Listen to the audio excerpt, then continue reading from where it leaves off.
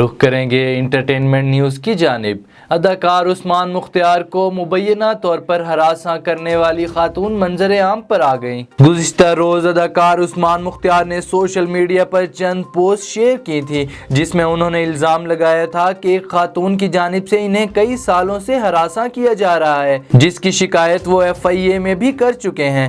ताहम उन्होंने खातून का नाम नहीं बताया था।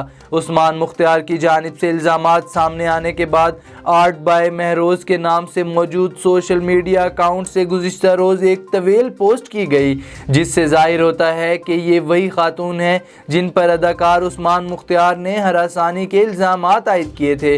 अकाउंट के मुताबिक खातून का पूरा नाम महरोज़ वसीम है।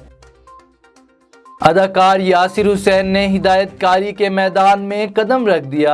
यासिर हुसैन ने इंस्टाग्राम अकाउंट पर अदाकारा मंशा पाशा के साथ अपनी तस्वीर शेयर की और मदाहों को बताया कि वो हिदायतकारी के मैदान में कदम रखने जा रहे हैं, ड्रामा सीरियल कोयल की हिदायत भी देंगे। यासिर हुसैन ने तस्वीर के कैप्शन में लिखा, ये लाल कैप कोई मामूली कैप नहीं है बल्कि डायरेक्टर की कैप है। उन्होंने मज़ीद लिखा, मंशा पाशा के साथ काम करके इन्हें बहुत मज़ा आया। अमूमन अच्छे लोग बहुत अच्छे अदाकार भी होते हैं।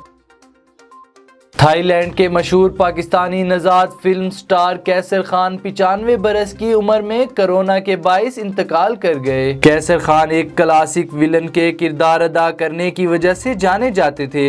उन्होंने अपने फिल्मी कैरियर का आगाज़ 1955 में किया और 2010 में इन्हें शानदार कारकर्दगी की बिना पर लाइफ टाइम अचीवमेंट अवार्ड से भी नवाजा गया।